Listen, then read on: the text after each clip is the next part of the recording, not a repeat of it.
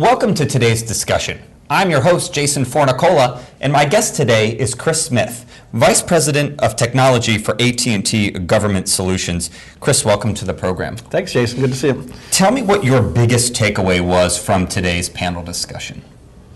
You know, it's really the creativity, the energy that we get, and I think it's one of the great strengths of our nation, is how industry and government work together to face the challenges of the nation. And so having the opportunity to talk about new technologies that are really strategic enablers, when we talk about cloud and storage being virtualized and now the network, we can much more quickly bring new capabilities, new functionality to deliver on the mission and make the customer that much more satisfied. The operator out there have the capability at the right cost with security built in weeks, if not days now, where it used to take us months and almost years in some cases to field new capabilities. Where are the opportunities for virtualization in the federal government?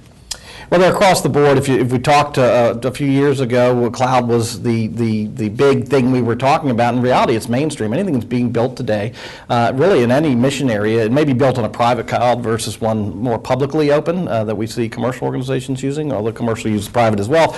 There's that has happened, right? And now what we're seeing is the network coming alongside and being virtualized. So as the need for compute resources goes up, we can auto-dynamically bring the bandwidth up and down to serve the client, to really put the information at their disposal on a device securely anywhere on the planet very quickly.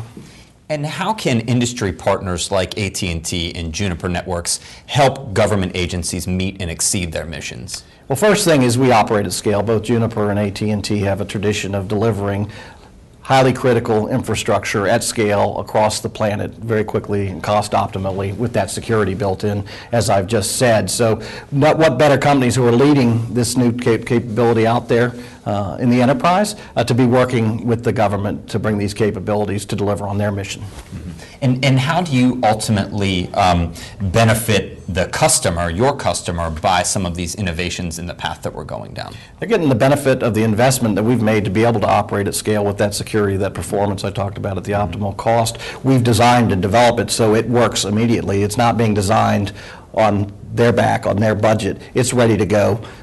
I dare say plug and play, but it's ready to be fielded because we've done that testing, we've implemented it, it's operating out there at scale now, so they don't have to do it. We've spent nearly $20 billion a year on average over the last 5 to 6 years, $120 billion in the United States alone in terms of building those capabilities, and the mission gets the benefit of that investment.